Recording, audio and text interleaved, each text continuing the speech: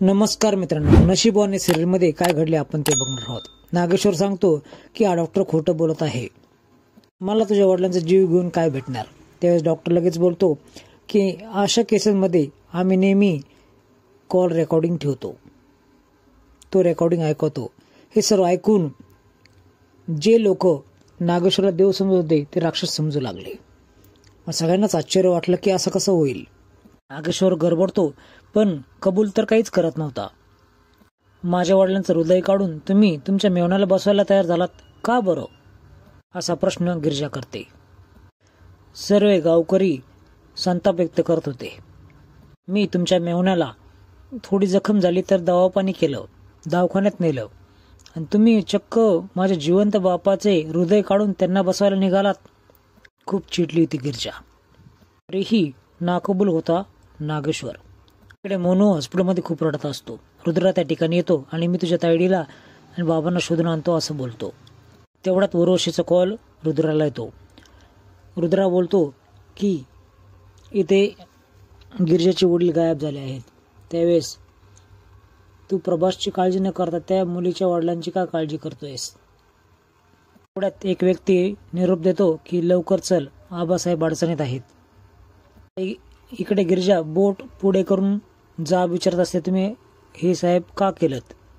जण बोलतात की माफी मागितलीच पाहिजे। त्यावेळेस सर्वांना शांत करतो नागेश्वर आणि तुम्हाला वाटतंय ना तर मी माफी मागतो, पण माझी चूक नसतानाही मी माफी मागतोय असं तो बोलतो।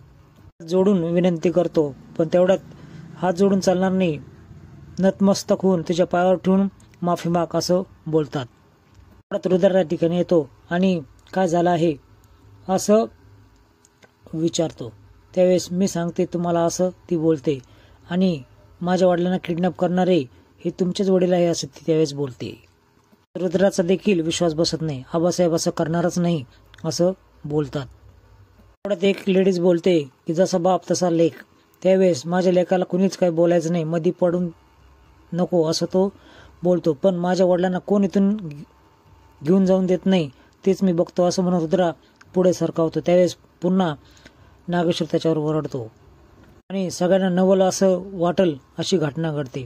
नागेश्वर गुडघ्यावर बसतो आणि तिच्या पायाला हात लावून नतमस्तक होऊन पाया पडतो। त्या डोळे बंद करून घेते आणि त्याच्याकडे बघत देखील नाही। आता नागेश्वरचे डोळे तर लालबुंद झालेले असतात, खूप चिडलेला देखील असतो, राग देखील येत असतो। तो तसाच अनवाणी पायाने निघत राहतो। त्यावेळेस रुद्र आडवतो, गाडीने जा। त्यावेळेस काहीच विचार न करता तो पायी तनतन करत निघतो। आता माझ्या वडिलांना हॉस्पिटलमध्ये पोहोचवा असं सर्वांना हात जोडून विनंती करते गिरिजा। रुद्रा तिच्या समोर येतो, माझ्यावरचा राग तुम्ही चांगलाच काढलात, मला सगळं कळालं असं तो बोलतो। माझ्यावरचा राग तुम्ही माझ्या वडिलांवर काढायला नको पाहिजे होता।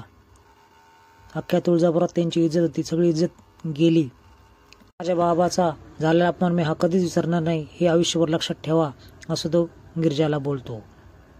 अशा वेळी प्रचंड द्वेष तिच्या मनामध्ये आणि त्याच्या मनामध्ये देखील उभा राहतो। घरी आल्या आल्या गार पाण्याने आंघोळ करतो, खूप चिडलेला असतो।